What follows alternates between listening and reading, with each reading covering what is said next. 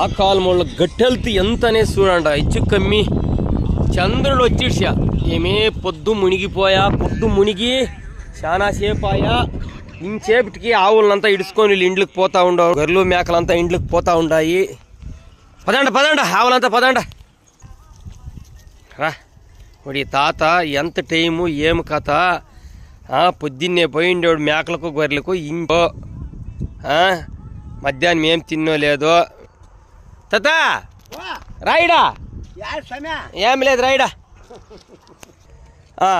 పొద్దున్నే తినేసి పోయిండేవాడా అడవికే, మధ్యాహ్నం ఏం తింటివా? ఏమీ లేకుండానే ఇంత గొర్రెలు మేకలంతా మేపుకొని అడివంతా సుత్తుకొని ఇప్పుడు వస్తా ఉండవు. ఎట్లా చూడు, చంద్రుడే వచ్చిడ్సా పొద్దు మునిగి ఉండు. నీళ్లు గిల్లేమని తాగితే లేదు మధ్యాహ్నం వాళ్ళు ఇస్తారు పాపం కూతురు కావాలా ఎప్పుడు కొడుకు కావాలా. నువ్వు ఇంట్లోనే ఉండిపోయేది, నువ్వేంటికి పోయేది? నువ్వు వాళ్ళ ఫోన్లు పోయి నీది ఎన్ని ఉండే ఆవులు మేకలు గొర్రెలు?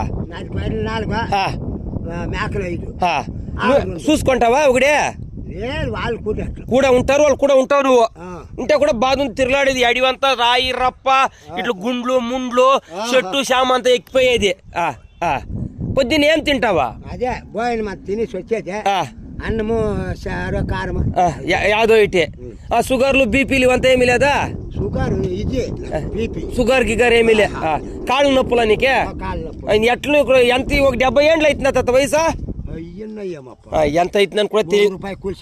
₹1 ఇంకా కూల్చేయండి. అది పొద్దు మునిగేదంటే చేయాలి. ₹1 పొద్దు రవ్వ చెట్లు ఉండి కొండ మీద మధ్యాహ్నం కూలేస్తుంది కాదు. కృష్ణామను ఇది శనిగల అమ్మ ఎవరు ఏడా శని బట్టలు పెళ్ళి వాళ్ళు మునిగిరా పర్వాలే కూలే అది అర్థమా ₹1 కూడా. పొద్దుకి ఇట్లా గదగదా నిన్నే కొండ మీద 50 పైసలు. ఇప్పుడు చూడి నీళ్ళ గిళ్ళు ఎత్తుకోపోవాలా నువ్వు మీట? సరే పోయి ఉసారుగా దిగు రాళ్ళు రప్ప. సరే పద. చూస్తే తాత పొద్దున్నే అంత అన్నం తినేసి పోయిండేవాడంట. హెచ్చుకేమి 70 ఏండ్లకు పోయిన అవుతుంది. కెట్టి పెట్టుకొని ఊనుకొని పోతాడు. భోజనం మధ్యాహ్నం భోజనములే. మనం ఒక పూట మధ్యాహ్నం భోజనం తినలేదంటే ఎంత నర్నెస్ ఉంటుంది. ఎలా అంటే ఈ పొద్దు నేను డైలీ వచ్చిడ బ్రీత్ గాలి తీసుకుంటాను. పొద్దు మునిగి సూర్యుడు మునిగి చంద్రుడే వచ్చేసి హెచ్చుకేమి 6:30 అవుతా ఉంది. ఇప్పుడుదా ఇంటికి పోతా ఉండారు. గొర్రెలు మేకలు ఆవులు మేపుకొని. ఈ మీ తాతని నిన్న పూట పొడదామా వేస్తామనుకోండి. నిన్న మొబైల్లో ఛార్జ్ ఉండలేదు. సరే ఈ పదాన పొడదామని 2 సేపు వెయిట్ చేసింది. ఎలాంటి 2 సేపు గంట ఉండేవాడు కాదు.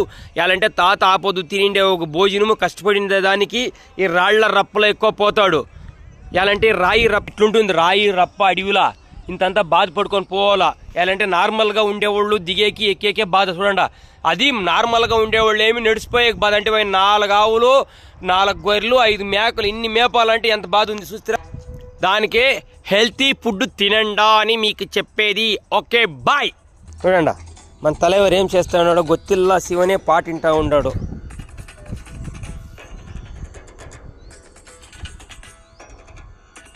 ఎంతసేపు ఇంకా పాడుతాండి ఇది పాట.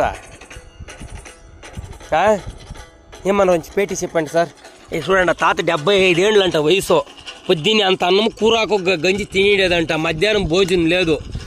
5 ఆవులు 5 మేకలు 5 గొర్రెలు కెట్టి పట్టుకొని ఇంచేపులో పోతా ఉండాడు. గుర్తు నీళ్ళేనంట మధ్యాహ్నం తాగింది. ఇది నీ భోజనం ఏమీ లేదంట. ఒక దినానికి 12 దపాలు తింటావు. 2 సేపు ఆకలి అయి తట్టుకొని వెళ్దు నేను. ఇంకా ఈ చూడి అడవిలా ఈ రాళ్ళ రప్పుల్లా ఎట్లు తిరలాడుకోపోతా ఉన్నాడు. 7 గంటలు అయితే వచ్చే టైము.